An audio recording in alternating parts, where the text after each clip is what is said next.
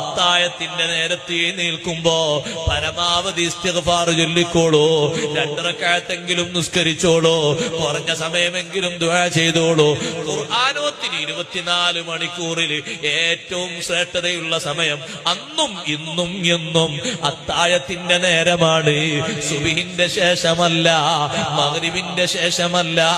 സൈനുദ്ദീൻ മഖ്ദൂം റളിയല്ലാഹു അൻഹു ഫതുൽ മീൽ പഠിപ്പിച്ചില്ലേ, ഖുർആനോത്തിന് ഏറ്റവും ശക്തിയുള്ള സ്ഥലം വഖ്തുൽ അസ്ഹാർ.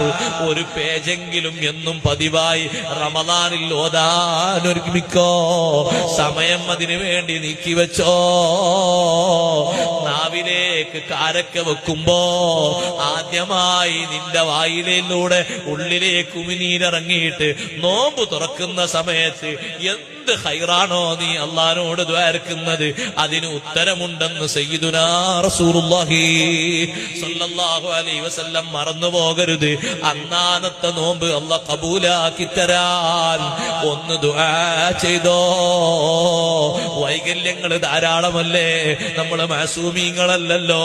പറഞ്ഞതുണ്ട്, ചെയ്തതുണ്ട്, ചിന്തിച്ചതുണ്ട്, ഒക്കെ മാപ്പാക്കിയിട്ട് പടച്ച റബ്ബ് കബൂലാക്കുന്ന നോമ്പായി കിട്ടിയാൽ എത്ര വലിയ വിജയമാണ്.